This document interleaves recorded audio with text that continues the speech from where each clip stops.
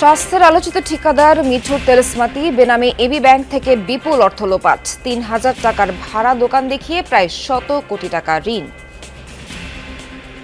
বিভিন্ন রেগুলেটরদের প্রেশার থাকে এবং যার জন্য আমাদের পরিপ্রেক্ষিতে লোনটা দিতে হয়েছে। পুরো ক্যামোফ্লেজের আশ্রয় নেওয়া হচ্ছে কিনা অবশ্যই তদন্ত টিম প্রতিটি বিষয় পুঙ্খানুপুঙ্খভাবে বিশ্লেষণ করে দেখবে। জনতা ব্যাংকের বাগেরহাট শাখায় ঋণ জালিয়াতি, গ্রাহকের নাম লিমিট পরিবর্তন করে ২.২ কোটি টাকা আত্মসাৎ, অভিযোগের তীর ব্যবস্থাপকের দিকে।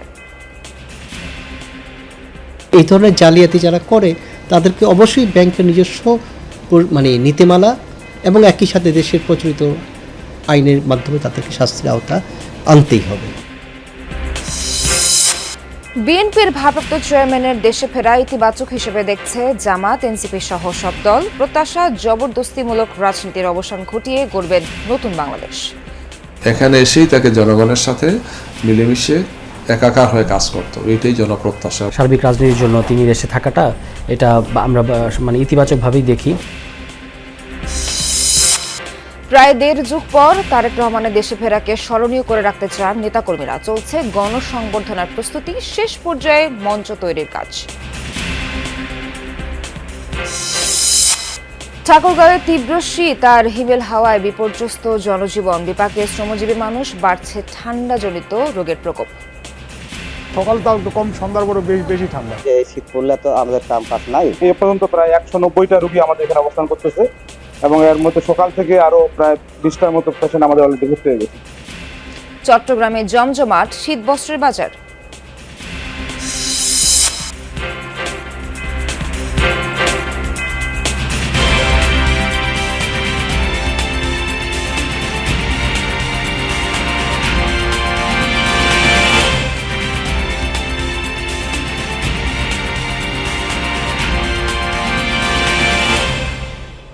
শুভ সকাল, স্বাগত সবাইকে, আমন্ত্রণ যমুনা নিউজে।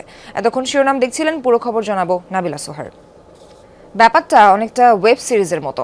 কাগজে কলমে ঋণ একজনের নামে, তাকে পাঠিয়ে দেওয়া হয় মালয়েশিয়ায়, যাতে তার টিকিটটিও খুঁজে না পায় রিকভারি টিম। অন্যদিকে বেনামি ঋণের টাকা তুলে আড়াল থেকে ৯-৬ করে যাচ্ছে শক্তিশালী চক্র।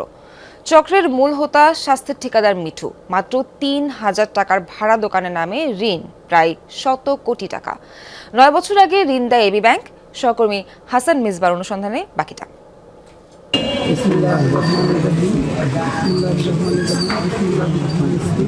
পোশাক দেখে মনে হতে পারে কোনো বুজুর্গ। নাম হাবিবুর রহমান, শেখাচ্ছিলেন বেহেশতে যাওয়ার আমল। রাজধানীর মানিকনগরের এক রুমের ছোট্ট বাসায় থাকা এই হাবিবের নামেই আছে বিপুল পরিমাণ ব্যাংক ঋণ, কিন্তু দাবি করলেন জানেন না কিছুই, এমনকি জাতীয় পরিচয়পত্রও নেই তার। আমি কোনো জানি না, এবং আমার নামে কি লইছে না আমি তো কিছুই জানি না, এখনো কোম্পানি জানা। সব অস্বীকার করে দোয়া দিয়ে বিদায় দিলেন প্রতিবেদককে। এই যে একটা মহাপদ, দেখা হবে, 1 মিনিট দেখা হবে। 2 মাস পর হাতে আসে হাবিবুরের এনআইডি কার্ড। সেই সূত্রে পাওয়া গেল ব্যাংক ঋণের তথ্য। দেখা যাচ্ছে এবি ব্যাংকে তার ঋণ ৯৫ কোটি টাকা। প্রতিষ্ঠানের নাম হাবিব অ্যান্ড সন্স। সেই প্রতিষ্ঠানের খোঁজে রাজধানীর ধলপুর। ঠিকানায় নেই হাবিব অ্যান্ড সন্সের নামগন্ধ, ঝুলছে মুরাদ লাইটিং হাউসের ব্যানার। এখন থেকে 14 বা 15 বছর আগের কথা। তখন মাত্র ৩,০০০ টাকায় এই দোকানটি ভাড়া নিয়েছিলেন হাবিবুর রহমান। দোকানে ছিল ছোট্ট একটি ওয়েল্ডিং মেশিন, সামান্য কিছু মালামাল। 10 ফিট বাই 6 ফিটের এই ছোট্ট দোকানে আর কত টাকা ঋণ পাওয়া যাবে? অথচ হাবিবুর রহমানকে এই দোকানের নামে দেওয়া হয়েছে বিপুল টাকা ঋণ। হ্যাঁ, হাসপাতালের কিছু আসবাবপত্র বানাইতো, যেমন আপনার মিটার চেক করা বা এগুলো কিছু থাকে না, ওরকম কিছু বানাইতো। তার যে যন্ত্রপাতি ছিল 20,000 টাকার যন্ত্রপাতি ছিল না, সেখানে 1,000 কোটি টাকা তো ভালো কথা, আমার মনে হয় লক্ষ টাকা কেউ লোন দেবে না। এসব তথ্য নিয়ে 1 মাস পর আবারও মানিকনগরে হাবিবুরের বাসায়। বাসাটিতে উঠেছেন নতুন ভাড়াটিয়া। বন্ধ হাবিবুরের ফোন। না, আমি তো নতুন আসছি, আমার 1 মাস হয়নি এখানে আসা। নতুন ঠিকানা না পেলেও জানা গেল পাশের এলাকার মসজিদে নামাজ পড়তে আসেন তিনি। সেখানেই অপেক্ষা আমাদের। জোহরের আজান হয়, নামাজের জন্য আসছেন মুসল্লিরা। আসলেন হাবিবুর রহমানও। নামাজ শেষে হাবিবুরকে অনুসরণ, পাওয়া গেল তার নতুন ঠিকানা। এখন কিভাবে সব অস্বীকার করবেন হাবিবুর? বাধ্য হলেন মুখ খুলতে। জানালেন তার নামের ঋণটি নেওয়া হয় 2016 ও 17 সালে। এর পেছনে স্বাস্থ্যের ঠিকাদার মোতাজ্জিরুল ইসলাম মিঠু ও তার ভাই। করলো কারা? মিঠু। মিঠু পুরো নাম কি? মিঠু।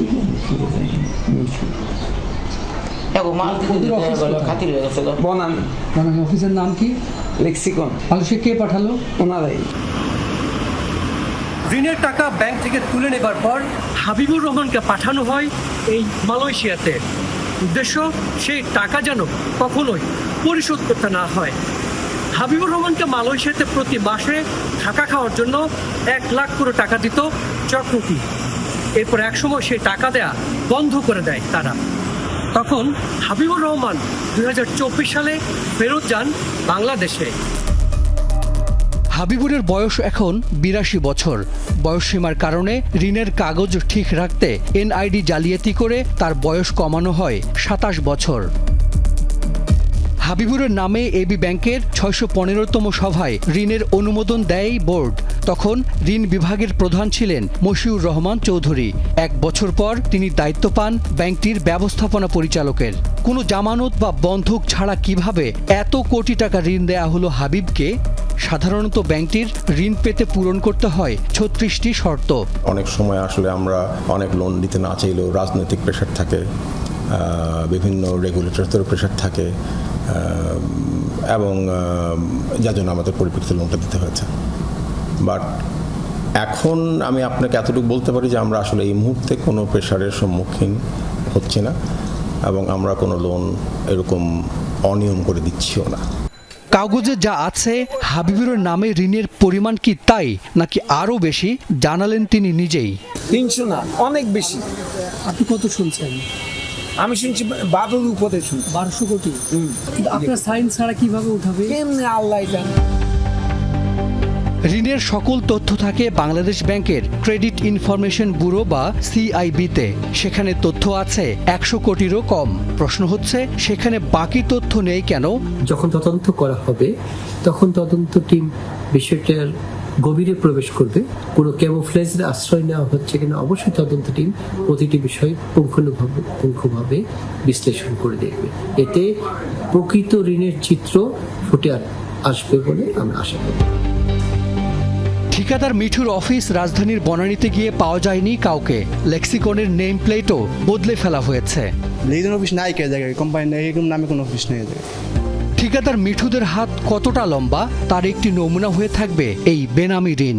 এত কথা কি করতে হয় করেন গেছেন। যার নামে এই ঋণ, সেই হাবিবুরের বয়স এখন 82 বছর। তার ঋণ পরিশোধের সামর্থ্য নিয়েও আছে প্রশ্ন। আর ঋণের নথির কোথাওই তো স্বাস্থ্যের ঠিকাদার মিঠুর নামই নেই।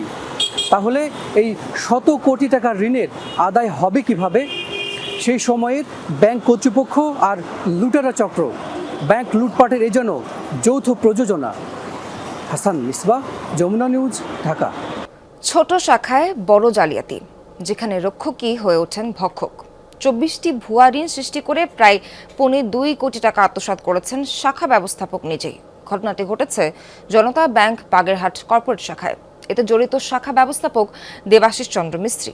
গ্রাহকের নাম এবং লিমিটও পরিবর্তন করেছেন তিনি, যদি এসবের দায় অস্বীকার করেছেন শাখা ব্যবস্থাপক। বিশ্লেষকরা বলছেন, অভ্যন্তরীণ সুশাসনের ঘাটতি এবং অডিট দুর্বলতায় এমন ঘটনা ঘটছে ব্যাংকে। আলমগীর হোসেনের রিপোর্টে বিস্তারিত। বড় ধরনের জালিয়াতির ঘটনা ঘটেছে জনতা ব্যাংকের বাগেরহাট কর্পোরেট শাখায়। ঋণের নামে প্রায় 2.25 কোটি টাকা আত্মসাৎ করেছেন শাখা ব্যবস্থাপক নিজেই, যা উঠে এসেছে ব্যাংকটির অভ্যন্তরীণ তদন্তে। শাখা ব্যবস্থাপক দেবাশিস চন্দ্র মিস্ত্রি 2.5 বছরে ভুয়া লোন সৃষ্টি করেছেন 24টি। এর মধ্যে 7টি ব্যক্তিগত ঋণ এবং সঞ্চয় হিসাবের বিপরীতে দেওয়া হয়েছে 17টি ঋণ। এসব ঋণের মধ্যে 15টির কাগজপত্র দেখাতে পারলেও 9টি ঋণের কোনো প্রমাণপত্র পাওয়া যায়নি। সরবরাহ করা প্রতিটি ঋণের মঞ্জুরিপত্রেই সই আছে শাখা ব্যবস্থাপকের। যদিও ভুয়া ঋণের মাধ্যমে অর্থ আত্মসাতের অভিযোগ অস্বীকার করেছেন তিনি, তবে ক্যামেরার সামনে এ বিষয়ে কথা বলতে রাজি হননি। না আমার বিরুদ্ধে অভিযোগ নাই তো এরকম। শাখা ব্যবস্থাপকের জালিয়াতির বিষয়টি পূর্ব পরিকল্পিত। জালিয়াতির মাধ্যমে শুরুতে ভুয়া এফডিআর খোলা হয়, এটিকেই ব্যবহার করা হয় জাল ঋণ সৃষ্টিতে। এখানেই শেষ নয়, গ্রাহকের নাম ও ঋণসীমা পরিবর্তন করা হয়েছে একাধিকবার। এসব অনিয়মের বিষয়টি আঞ্চলিক অফিসের নজরে আসেনি। অভিযোগ আছে অনিয়ম ধরার বদলে এর সঙ্গী হয়েছেন অনেক কর্মকর্তা। যারা পড়ে তারা তো আমাদের থেকেও অনেক তথ্য টাইপের, এরা তো আর আমরা যারা পুরাতন আমরা তো কম্পিউটারের যে খুঁটিনাটি বিষয়গুলো কিন্তু অতটা জানি না, যে যেটুকু চলার মতন যেটুকু জানি। ইভেন যারা জানে তারাও ধরতে পারে, এত কৌশলে তারা চালায়। বিশ্লেষকরা বলছেন অর্থ আত্মসাতে কর্মকর্তাদের জড়িয়ে পড়ার বিষয়টি হতাশার। এতে ব্যাংকের প্রতি আস্থা হারাবে গ্রাহকরা। জড়িতদের দৃষ্টান্তমূলক শাস্তি হওয়া উচিত বলেও মনে করেন তারা। এবং এই যে যারা নাকি এই সমস্ত কাজকর্মগুলো তাদেরও তো শাস্তি হয় না, যার ফলে ম্যানেজারও সাহস বেড়ে গেছে অনৈতিক কাজকর্মগুলো বন্ধ করার জন্য। সেজন্যই আপনার সুশাসন দরকার, মানে আইনের প্রয়োগ দরকার, তারপর শাস্তির বিধান থাকা দরকার। এগুলো সব তো মানে পুরো পরিবেশটা থাকলে বলেই ম্যানেজার সাহেবরা এগুলোর জন্য আর আসলে সাহস পাবে না। অ্যাসেট ব্যাংকের এর সুরক্ষা ব্যাংকেই দায়িত্ব পালন করতে হবে। অর্থাৎ এই ধরনের জালিয়াতি যারা করে তাদেরকে অবশ্যই ব্যাংকের নিজস্ব মানে নীতিমালা এবং একই সাথে দেশের প্রচলিত আইনের মাধ্যমে তাদেরকে শাস্তির আওতা আনতেই হবে। জনতা ব্যাংক কর্তৃপক্ষ বলছে তদন্ত করা হচ্ছে শাখা ব্যবস্থাপকের অর্থ আত্মসাতের বিষয়টি। তদন্ত একেবারে এখনো পুরোপুরি শেষ হয়ে যায়নি। তদন্ত চলতেছে। প্রাথমিক তদন্তে যে ফলাফলটা বেরিয়ে আসছে, সরাসরি যে ভিকটিম জড়িত সে নিজে আন্ডারটেকেন দিচ্ছে যে এই কাজটা সে নিজে একা থ্রুলি করেছে। পরে তাৎক্ষণিকভাবে আমরা তখন সিদ্ধান্ত নিয়েছি। আর আমাদের কাছে এই চূড়ান্ত রিপোর্টটা যখন আমাদের কাছে আসবে, আমাদের ডিসিপ্লিনারি কমিটি আছে, এই ব্যাপারে আপনারা নিশ্চিন্ত থাকতে পারেন একেবারে জিরো টলারেন্স। যে বা যারা এটার সাথে জড়িত থাকবে তাদের জন্য যে সমস্ত উপযুক্ত শাস্তি আছে, দৃষ্টান্তমূলক শাস্তির ব্যবস্থা হবে। অন্য কোনো উপায়ে জালিয়াতি করা হয়েছে কিনা কিংবা শাখার অন্য কোনো কর্মকর্তা জালিয়াতির সাথে জড়িত কিনা তাও খতিয়ে দেখার পরামর্শ দিয়েছে তদন্ত দল। আলমগীর হোসেন, যমুনা নিউজ, ঢাকা। তারেক রহমানের দেশে ফেরার সিদ্ধান্ত সামগ্রিক রাজনীতির জন্য ইতিবাচক বলে মনে করে জামায়াত, এনসিপি সহ বাকি দলগুলো। বিএনপির শীর্ষ নেতাকে স্বাগত জানিয়ে তার কাছে জবরদস্তিমূলক রাজনীতির অবসানের প্রত্যাশা করেন। নেতারা বলেন, গণতন্ত্রের ধারাবাহিকতা অক্ষুণ্ণ রেখে সবাইকে নিয়ে আগামীর বাংলাদেশ তৈরি করা গেলে তারেক রহমানের রাজনীতির ইতিহাস হবে অনন্য ও দীর্ঘমেয়াদী। 25 তারিখে ইনশাআল্লাহ আপনাদের দয়া আল্লাহর রহমতে আমি দেশে ফিরে যাব।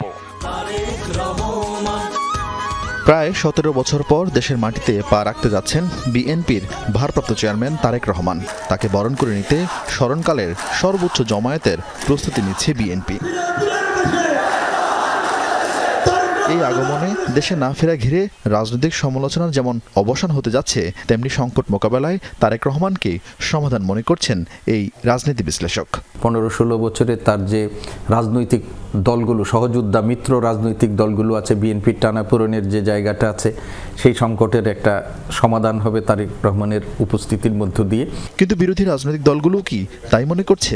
সরাসরি এমন উত্তর না দিলেও তারেক রহমানের আগমন রাজনীতিতে স্বস্তি ফেরাবে বলে মনে করেন তারা। আমার ধারণা তিনি প্রায় একটা নতুন মানুষ হয়ে তিনি এখন ফিরছেন। খানিকটা প্রজ্ঞা, খানিকটা দূরদর্শিতা নিয়ে, খানিকটা লিডারশিপের খানিকটা ক্যারিজমা নিয়ে তিনি এখন ফিরছেন। বিদ্যমান যে রাজনৈতিক সংস্কৃতি যে পর্যায়ে, এই সময় এটা একটা গুরুত্বপূর্ণ একটা, আমি মনে করি একটা উপাদান যুক্ত হবে। এই অস্থির সময়ে তার নিজের দলের জন্য, সার্বিক রাজনীতির জন্য তিনি দেশে থাকাটা, এটা আমরা মানে ইতিবাচকভাবেই দেখি। রাজনীতিবিদকে দেশের মাটিতে আসতে হবে, যতই চ্যালেঞ্জ থাক না কেন। এখানে এসেই তাকে জনগণের সাথে মিলেমিশে একাকার হয়ে কাজ করতে হবে, এটাই জনপ্রত্যাশা এবং এটা এন্ড অফ দ্য ডে এটাই হলো বাস্তবতা। তফসিলের পর নির্বাচনী কর্মকাণ্ড জোরদার করেছে সব দল, তবে বিএনপির মধ্যে মনোনয়ন নিয়ে অসন্তোষ আছে। অন্য দলের নেতারা বলছেন তারেক রহমান আসলে শৃঙ্খলা ফিরবে। আমাদেরকে নানা ধরনের প্রতিবন্ধকতা সৃষ্টি করছে, এলাকায় কাজ করার ক্ষেত্রে হুমকি দিচ্ছে। আমার ধারণা যে আমার প্রত্যাশা বলবো যে তারেক রহমান সাহেব হয়তো এগুলোকে লাগাম টেনে ধরবেন, দলের মধ্যে একটা শৃঙ্খলা ফিরিয়ে আনবেন। বিএনপির গোটা রাজনীতির ক্ষেত্রে এখানে ইতিবাচক একটা পরিবর্তন আনতে পারেন। যে সবাইকে আস্থার মধ্যে নেওয়া, একটা বোঝাপড়ার মধ্যে নেওয়া, এবং বাংলাদেশের তিনি যদি রাইটলি তিনি অ্যাক্ট করতে পারেন আগামী 1-2 দশক এবং তার একটা অসাধারণ ভূমিকা পালন করবার একটা ঐতিহাসিক সুযোগ তার জন্য এটা কিন্তু আছে। বৃহস্পতিবার দুপুর 12টায় তারেক রহমানকে বহনকারী বাংলাদেশ বিমানের ফ্লাইটটি হযরত শাহজালাল আন্তর্জাতিক বিমানবন্দরে অবতরণ করার কথা রয়েছে। তারেক রহমানের মতো ব্যক্তিত্বের এমন আগমনে দেশের আগামী রাজনৈতিক সকল সংকটের অবসান হবে বলে মনে করছেন বিশ্লেষক ও নেতারা। আরেফিন শাকিল, যমুনা নিউজ, ঢাকা। এগিয়ে চলেছে তারেক রহমানের গণসংবর্ধনার প্রস্তুতি। এরই মধ্যে রাজধানীর 300 ফিট এলাকায় মঞ্চ তৈরির কাজ প্রায় শেষের দিকে। দফায় দফায় পর্যবেক্ষণ চলছে অভ্যর্থনা কমিটির। দীর্ঘ 17 বছর পর বিএনপির ভারপ্রাপ্ত চেয়ারম্যানের দেশে ফেরাকে ঘিরে অধীর অপেক্ষায় নেতাকর্মীরা। দীর্ঘ প্রায় 1.5 যুগের নির্বাসিত জীবনের অবসান ঘটিয়ে আগামী 25 ডিসেম্বর দেশে ফিরছেন বিএনপির ভারপ্রাপ্ত চেয়ারম্যান তারেক রহমান। পাসপোর্ট নবায়ন না হওয়ায় ট্রাভেল পাস বা ভ্রমণ অনুমতি নিয়েই ফিরছেন দেশে। তার এই প্রত্যাবর্তনকে স্মরণীয় করে রাখতে রাজধানীর পূর্বাচল 300 ফিট এলাকায় ঐতিহাসিক গণসংবর্ধনার আয়োজন করেছে বিএনপি। জনদুর্ভোগ এড়াতেই পূর্বাচলের স্থানটি বেছে নেওয়া হয়েছে বলে জানান নেতারা। এরই মধ্যে দফায় দফায় প্রস্তুতি পর্যবেক্ষণ করে অভ্যর্থনা কমিটি। ইতিমধ্যে দেখতেই পাচ্ছেন যে বিএনপির সকল পর্যায়ের নেতৃবৃন্দের মাঝে একটা উৎসাহ উদ্দীপনা তৈরি হয়েছে। যেই সময় আমাদের হাতে রয়েছে এর মধ্যে আশা করি আমাদের কাজ সব সুচারুরূপে শেষ হবে। আমরা হেলথ ক্যাম্প করব, আমাদের যারা নেতা কর্মী আসবে তাদের চিকিৎসার জন্য আমাদের 25টি অ্যাম্বুলেন্স সারা ঢাকা শহরে থাকবে। আগামী 25 ডিসেম্বর দুপুর 12টায় বিমানে লন্ডন থেকে সিলেট হয়ে ঢাকায় ফিরবেন তারেক রহমান। তার সফর সঙ্গী হিসেবে থাকছেন স্ত্রী ডাক্তার জুবাইদা রহমান এবং মেয়ে ব্যারিস্টার জাইমা রহমান। আমরা সাংগঠনিকভাবে আমাদের যেখানে আমাদের মিটিং করা দরকার, ইতিমধ্যে আমাদের স্ট্যান্ডিং কমিটির আমাদের সালাউদ্দিন আহমেদ সহ রিজভী আহমেদ সহ আমাদের সকলেই কথা বলছে এবং আমাদের সকল স্থায়ী কমিটির সকল নেতৃবৃন্দ, মহাসচিব সকলে আমরা কথা বলে মোটামুটি আমরা গুছিয়ে রেখেছি যে আমাদের ভারপ্রাপ্ত চেয়ারম্যান মহোদয় জনাব তারেক রহমানকে আমরা কিভাবে অভ্যর্থনা জানাবো, কিভাবে আমরা তাকে বরণ করে নিব। তারেক রহমানের নিরাপত্তা নিশ্চিত করতে বিএনপির শীর্ষ নেতারা সিভিল এভিয়েশন কর্তৃপক্ষের সঙ্গেও বৈঠক করেছেন। পরিস্থিতি বিবেচনায় তাকে দেয়া হতে পারে এসএসএফ এর প্রোটোকল। প্রস্তুত রাখা হয়েছে বুলেট প্রুফ গাড়ি। জাতীয়তাবাদী আদর্শে বিশ্বাসী ছাড়াও বাংলাদেশের আপামর জনসাধারণ কিন্তু জনাব তারেক রহমানের জন্য অপেক্ষা করছে। দীর্ঘ প্রতীক্ষার অবসান ঘটছে এবং এটি এদেশের জন্য, এদেশের জনমানুষের জন্য এবং গণতন্ত্রপ্রেমী মানুষের জন্য একটি বিশাল অপেক্ষার অবসানের পালা। দেশকে যারা ভালোবাসে, দেশের প্রতি যাদের দরদ আছে, বাংলাদেশকে যারা গণতন্ত্রের একটা স্থায়ী রূপ দেখতে চায়, বাংলাদেশের যাতে উন্নতি দেখতে চায়, তারা সবাই তারেক রহমানের এই তারেক রহমানের জন্য অপেক্ষা করছে। 2007 সালে 1/11-এর পট পরিবর্তনের পর গ্রেফতার হন তারেক রহমান। 18 মাস কারাবাসের পর 2008 সালের 11 সেপ্টেম্বর চিকিৎসার জন্য সপরিবারে লন্ডনে পাড়ি জমান। দীর্ঘ 17 বছরের বেশি সময় পর ছাত্র জনতার অভ্যুত্থানে পট পরিবর্তনের ফলে তার দেশে ফেরার পথ সুগম হয়। অবশেষে দলের শীর্ষ নেতার প্রত্যাবর্তন ঘিরে নেতাকর্মীদের মাঝেও নতুন আশার সঞ্চার হয়। শওকত মঞ্জু শান্ত, যমুনা নিউজ, ঢাকা। উত্তরের জেলা ঠাকুরগাঁওয়ে জেকে বসেছে শীত। ঘন কুয়াশা আর কনকনে ঠান্ডা হওয়ায় বিপর্যস্ত হয়ে পড়ছে জনজীবন, ব্যাহত হচ্ছে স্বাভাবিক চলাচল। শীত বস্ত্রের অভাবে বিপাকে শ্রমজীবী মানুষ, বেড়েছে শীতজনিত রোগ। তবে শীত মোকাবেলায় সব ধরনের প্রস্তুতি রয়েছে বলে দাবি জেলা প্রশাসনের। ধীরে ধীরে আড়মোড়া ভাঙছে সূর্যি মামা। ঠাকুরগাঁয়ে ভীষণ শীত, সেই শীতে যেন কাবু স্বয়ং প্রকৃতি। দূরে দূরে দেখা যাচ্ছে কৃষকের আবছা ছায়া, যেন কুয়াশার বুক চিরে স্বপ্নের মতো আস্তে আস্তে দৃশ্যমান হচ্ছেন তারা।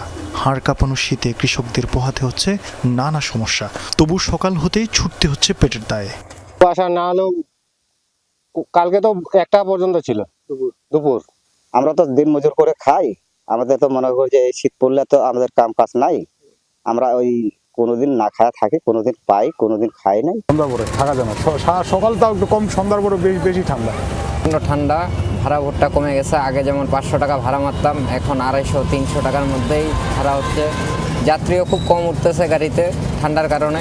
ধানের শীষ এখনো আসেনি, কাঁচা সবুজ ধানের ক্ষেত জুড়ে নেমেছে কুয়াশার আস্তরণ। পাতা ছুঁয়ে ছুঁয়ে রাতভর জমেছে শিশির। এমন শীতে বাড়ছে ঠান্ডাজনিত রোগ আর চাপ বাড়ছে হাসপাতালে। ঠাকুরগাঁয়ে প্রচুর রুগী, এই রুগী সেটা হচ্ছে একটা বেডে 3 জন করে রুগী আছে। ঠান্ডার কারণে হওয়ার পরে নিউমোনিয়া দিচ্ছে, জন্ডিসে ধরছে। এখন ওখান থেকে ওষুধটা ছাড়ছে না, এখন ঠান্ডা অনেক লাগছে। আর ভাগ্যের সমস্যা ঠান্ডার জন্য নিউমোনিয়া হয়েছে। আমরা গত 3 দিন ধরে আমি ঠাকুরগাঁও সদর হাসপাতালে ভর্তি আছি। আমাদের আজকে এ পর্যন্ত প্রায় 190টা রোগী আমাদের এখানে অবস্থান করতেছে এবং এর মধ্যে সকাল থেকে আরো প্রায় 20টার মতো পেশেন্ট আমাদের অলরেডি ভর্তি হয়ে গেছে। ডায়রিয়া রোগ যেটা আমরা বলি, যে বাচ্চারা পাতলা পায়খানা, বমি, সঙ্গে পেট ব্যথা, খাইতে পারতেছে না, ডায়রিয়া রোগীর সংখ্যাটা আমাদের একটু বেশি বেড়ে গেছে। দিনের শুরুতে রীতিমতো হেডলাইট জ্বালিয়ে চলছে গাড়ি। এক হাত দূরের জিনিসও দেখতে কষ্ট হচ্ছে, ফলে মাঝে মাঝেই ঘটছে দুর্ঘটনা। জেলা প্রশাসন জানিয়েছে সরকারের নানা প্রস্তুতির কথা। শীতার্ত অসহায় মানুষদের জন্য অব্যাহত রয়েছে নানা কর্মসূচি। আমরা 15 লক্ষ টাকা পেয়েছি শীত বস্ত্র ক্রয়ের জন্য এবং 1000 কম্বল পেয়েছি সংশ্লিষ্ট মন্ত্রণালয় থেকে। সেগুলো উপজেলা ওয়ারি বিতরণ হয়ে গিয়েছে। আর বেসরকারি পর্যায় থেকেও কিছু শীতবস্ত্র পাওয়া গিয়েছে, সেগুলো বিতরণের কাজ চলছে। জেলায় গত এক সপ্তাহে গড় তাপমাত্রা ছিল সর্বোচ্চ 21 ডিগ্রি সেলসিয়াস এবং সর্বনিম্ন 11 ডিগ্রি সেলসিয়াস। শরীফ ফারুকি, যমুনা নিউজ। দর্শক, ঢাকার বাইরে শীতের খবরাখবর জানবো। কুড়িগ্রাম থেকে যুক্ত হচ্ছেন সহকর্মী নাজমুল হোসেন। নাজমুল, আপনার জেলায় আজ শীতের তীব্রতা কতটুকু আর তাপমাত্রার পারদ কোথায় গিয়ে নামলো জানাবেন। সোহার, আপনি যেমনটি বলছিলেন, আসলে কুড়িগ্রামে গেল 3-4 দিন থেকে তাপমাত্রার পারদ কমতে শুরু করেছে। গতকালকে ছিল সর্বনিম্ন তাপমাত্রা কুড়িগ্রামে। আজকে আবহাওয়া সূত্রে যেটা আমরা জানতে পেরেছি, কুড়িগ্রামে 12.2 ডিগ্রি সেলসিয়াস সকাল 6টা পর্যন্ত তারা রেকর্ড করেছে। তবে গেল পৌষ মাসের এই এক সপ্তাহে দেখা যাচ্ছে কুড়িগ্রামে ঠান্ডাকে প্রকোপ আকার ধারণ করতে শুরু করেছে।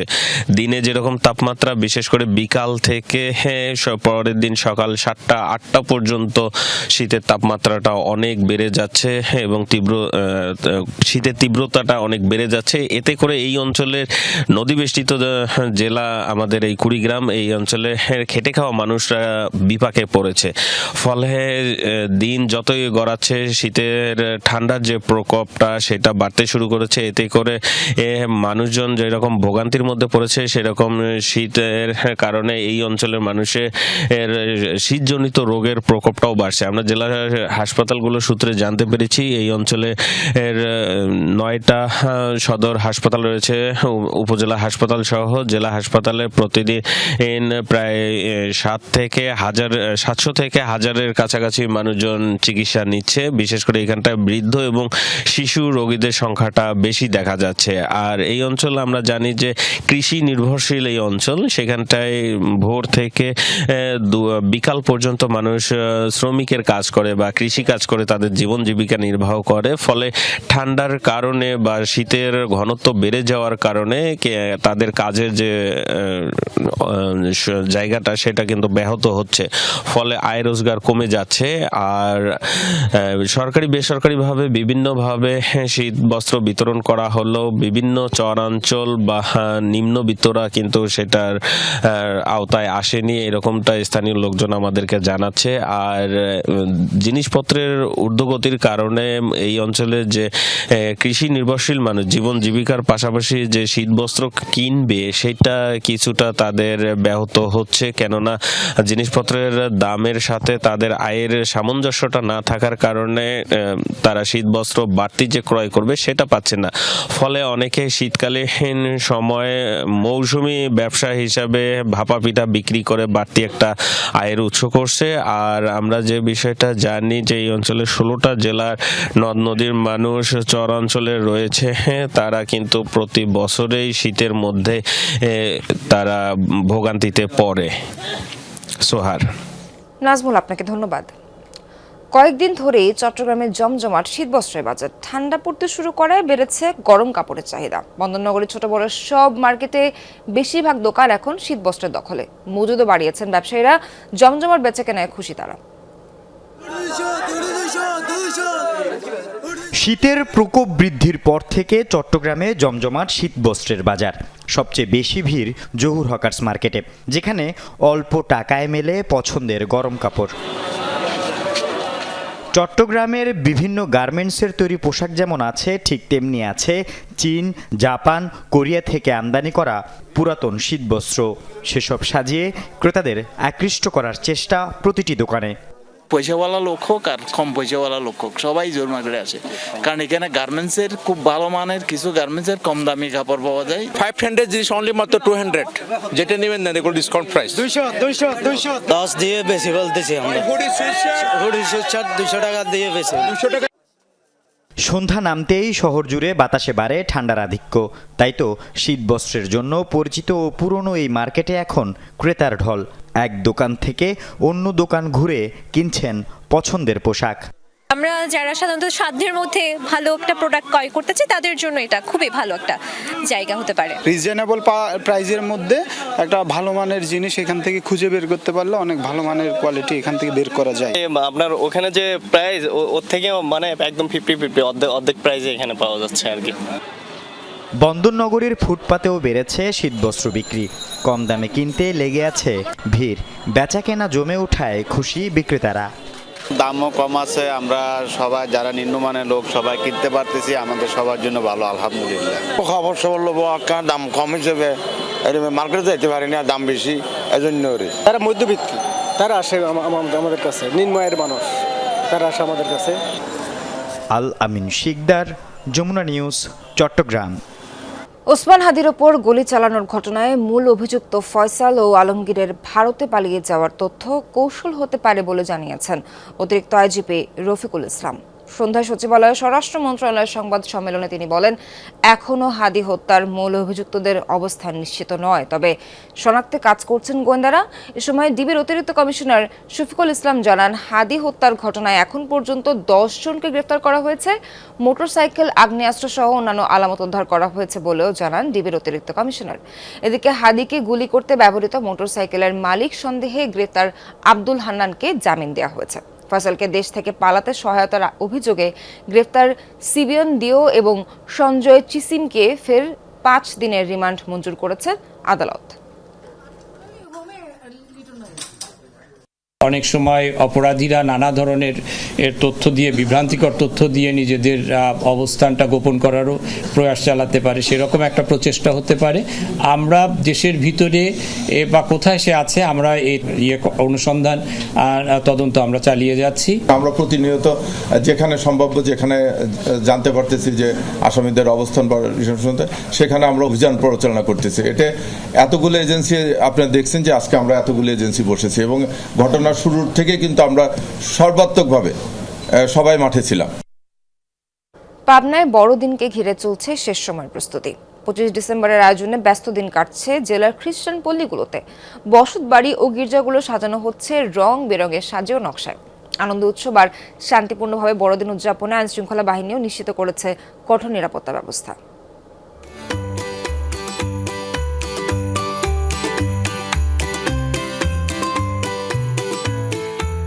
বসতবাড়ি আর গির্জার চূড়ায় উজ্জ্বল নক্ষত্র বা ক্রিসমাস স্টার শান্তি সদ্ভাবের সাথে জানান দিচ্ছে যীশু খ্রিস্টের জন্মদিনের। বড়দিনকে ঘিরে উৎসবের আমেজ পাবনার খ্রিস্টান পল্লীতে। বর্ণিল আলোকসজ্জা আর আলপনায় সেজে উঠেছে ঘর। একদিকে যিশুর জন্মদিন উদযাপনের আনন্দ, অন্যদিকে স্বজনদের সাথে পুনর্মিলনীর সুযোগ খ্রিস্ট অনুসারীদের। বড়দিনে সবাই ঢাকা থেকে আসবে, আমরা সবাই একসাথে আনন্দ উৎসব করব, পিঠা বানাবো, কেক কাটবো, আত্মীয় স্বজন আসবে, পিঠা পায়েস হবে, এই নিয়ে আমাদের ফুর্তি আনন্দ। প্রভু যীশু খ্রিস্ট যিনি গোশাল ঘরে জন্মগ্রহণ করেছেন, তাহলে তার এই প্রতিকৃতি স্বরূপ আমরা এই গোশাল ঘর তৈরি করছি। ডিসেম্বরের এই সময়ে শুধু ঘরবাড়িই নয়, রঙিন সাজে শোভিত উপাসনালয়গুলো। যিশুর আদর্শে পৃথিবীতে শান্তি প্রতিষ্ঠিত হবে, এমনটাই আশা অনুসারীদের। বাংলাদেশের যে অস্থিরতা তা যেন দূর হয়, প্রত্যেকটা মানুষ যেন সুখে শান্তিতে প্রভু যীশু খ্রিস্টের দেওয়া সেই আনন্দ এবং শান্তিতে বসবাস করতে পারে। খ্রিস্টানদের সবচেয়ে বড় উৎসব বড়দিন ঘিরে আইন শৃঙ্খলা বাহিনীর পক্ষ থেকেও নেওয়া হয়েছে প্রয়োজনীয় নিরাপত্তা ব্যবস্থা। পাবনা জেলায় 24টি গির্জা আছে, ধর্মীয় কাজ সম্পাদনের লক্ষ্যে আমরা নির্দিষ্টভাবে নিরাপত্তা ব্যবস্থা গ্রহণ করেছি।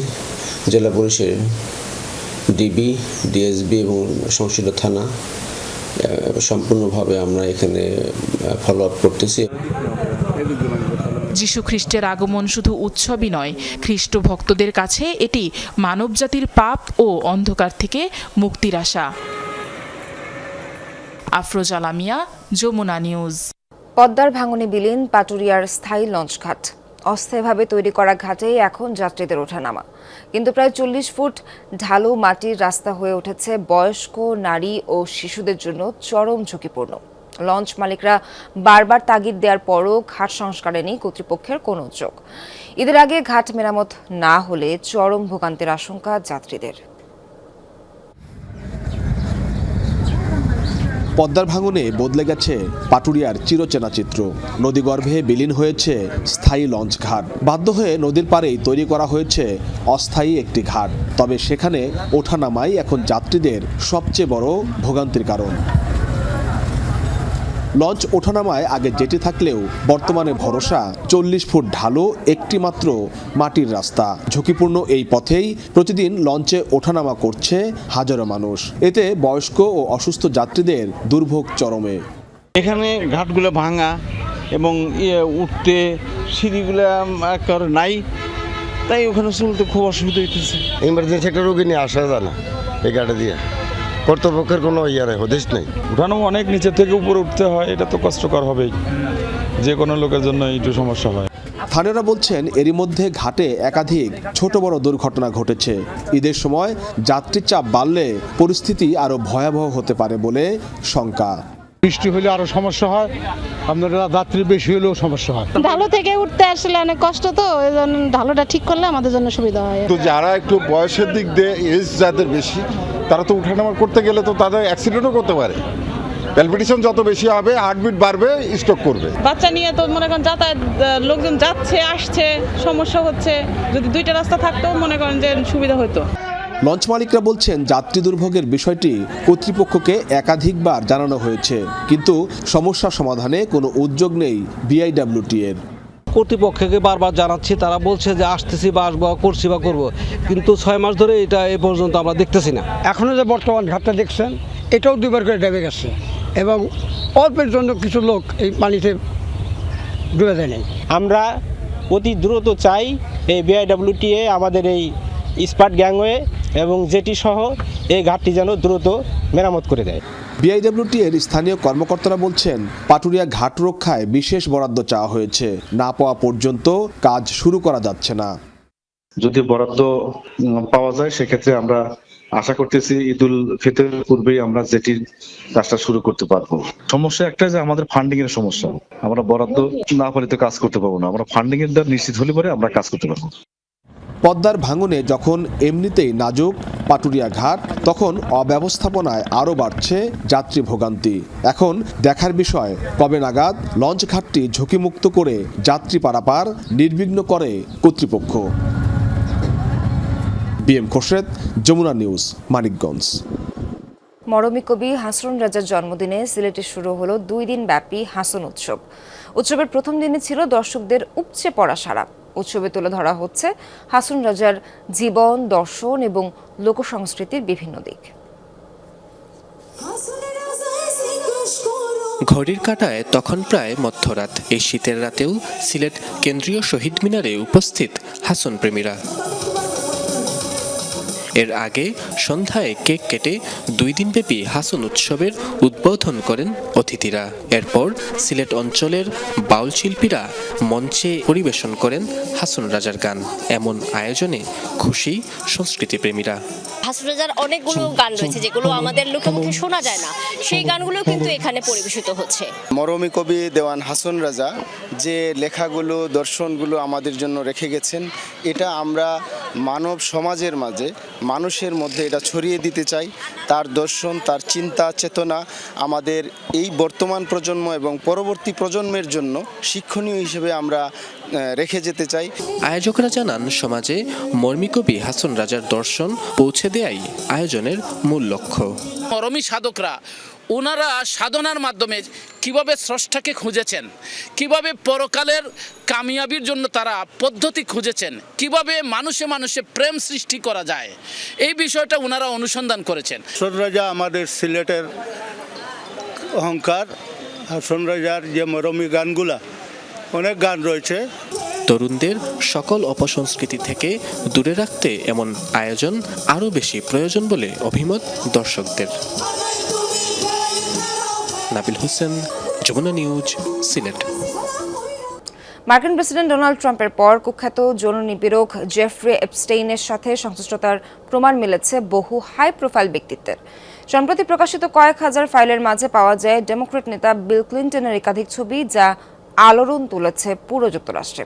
এছাড়াও এ তালিকায় আছে প্রয়াত পপ তারকা মাইকেল জ্যাকসন, সঙ্গীতশিল্পী ডায়ানা রস থেকে শুরু করে ব্রিটেনের সাবেক রাজপুত্র অ্যান্ড্রু মাউন্টব্যাটেন উইন্ডসরের নামও। কুখ্যাত যৌন নিপীড়ক জেফ্রি এপস্টেইনের সাথে সম্পৃক্ততার অভিযোগে অনেকদিন ধরেই সমালোচনার মুখে মার্কিন প্রেসিডেন্ট ডোনাল্ড ট্রাম্প। গেল কমাস ধরে এই ইস্যুতে উত্তপ্ত মার্কিন রাজনীতি। তবে সম্প্রতি প্রকাশিত কিছু নথিতে উঠে এসেছে এপস্টেইনের সাথে ট্রাম্প ছাড়াও বহু হাই প্রোফাইল ব্যক্তিত্বের সংশ্লিষ্টতার প্রমাণ। এই তালিকায় সবার শীর্ষে আছেন সাবেক মার্কিন প্রেসিডেন্ট ও ডেমোক্র্যাট নেতা বিল ক্লিন্টন। পুরো নেট দুনিয়ায় ছড়িয়ে পড়েছে তার একাধিক ছবি, যার মধ্যে রয়েছে তার গাউন পরিহিত একটি পোর্ট্রেট। এছাড়াও কয়েকটি ছবিতে দেখা যায় সুইমিং পুলে ও বাথটাবে গোসল করছেন তিনি। সমালোচনার মুখে এপস্টেইন বিলের পাশাপাশি দাঁড়ানো একটি হাস্যোজ্জ্বল ছবিও। এপস্টেইন ফাইলস ইস্যুতে আলোচিত আরেক নাম পপ সম্রাট মাইকেল জ্যাকসন। এর আগে শিশুদের যৌন নিপীড়ন ইস্যুতে প্রয়াত এই তারকার নাম উঠে এলেও এবার জেফ্রি এপস্টেইনের সাথে ঘনিষ্ঠতার বিষয়টি নতুন করে জন্ম দিয়েছে সমালোচনার। এই স্ক্যান্ডেল থেকে রেহাই পায়নি ব্রিটিশ রাজপরিবারও। ব্যাপক বিতর্কের মুখে পড়েছেন প্রয়াত রাজকুমার ফিলিপ ও রানী এলিজাবেথের সন্তান অ্যান্ড্রু মাউন্টব্যাটেন উইন্ডসর। প্রকাশিত এক ছবিতে দেখা যায় 5 নারীর কোলে শুয়ে আছেন তিনি, আর পেছনে দাঁড়িয়ে হাসছেন এপস্টেইনের সাবেক প্রেমিকা গিজলেন ম্যাক্সওয়েল। এছাড়াও প্রকাশ্যে এসেছে বিখ্যাত রক ব্যান্ড রোলিং স্টোনসের ভোকালিস্ট মিক জ্যাগার, সঙ্গীতশিল্পী ডায়ানা রস, অভিনেতা ক্রিস টাকারের মতো জনপ্রিয় বহু ব্যক্তিত্বের গোপন ছবি। মিলেছে এপস্টেইনের সাথে রাজনীতি, বিনোদন, ব্যবসা, প্রযুক্তি ও ফ্যাশন জগতের বহু হাই প্রোফাইল ব্যক্তির সংশ্লিষ্টতার প্রমাণ। যদিও কোনো ধরনের অপরাধে জড়িত থাকার কথা অস্বীকার করেছেন তাদের অনেকেই। রেজওয়ানা সায়মা, যমুনা নিউজ। অনন্য রেকর্ড গড়লেন বিশ্বের শীর্ষ ধনী ব্যক্তি ইলন মাস্ক। বিশ্বের প্রথম ব্যক্তি হিসেবে $700 বিলিয়ন ঘর অতিক্রম করেছে তার সম্পদের পরিমাণ। শুক্রবার টেসলা সংক্রান্ত একটি আইনি লড়াইয়ে বিশাল জয়ের পর রাতারাতি বেড়ে যায় মাস্কের নেটওয়ার্থ, পৌঁছায় প্রায় $700 বিলিয়ন। এর আগে স্পেসএক্স নিয়ে একটি গুজব ছড়িয়ে পড়লে বেড়ে যায় সে প্রতিষ্ঠানটির চাহিদাও। এতেও প্রচুর আর্থিক লাভের মুখ দেখেন টেসলা প্রধান। বিশ্বে প্রথমবারের মতো $70,000 কোটি কোটা অতিক্রম করল কোনো ব্যক্তির সম্পদ, তিনি টেসলা ও স্পেসএক্স বস ইলন মাস্ক। শুক্রবার রাতে বড় একটি আইনি লড়াইয়ে জয়ের পর প্রায় $750 বিলিয়ন পৌঁছায় তার সম্পদের পরিমাণ, যা ভেঙেছে অতীতের সব রেকর্ড। টেসলা সংক্রান্ত একটি ক্ষতিপূরণ চুক্তি আদালত পুনরায় কার্যকরের ঘোষণার পর ফিরে আসে স্টক সুবিধা। এতে রাতারাতি আরও বেড়ে যায় শীর্ষ ধনকুবেরের সম্পদের পরিমাণ। চলতি সপ্তাহের শুরুতে প্রথম ব্যক্তি হিসেবে $600 বিলিয়ন সম্পদ অতিক্রম করেন মাস্ক।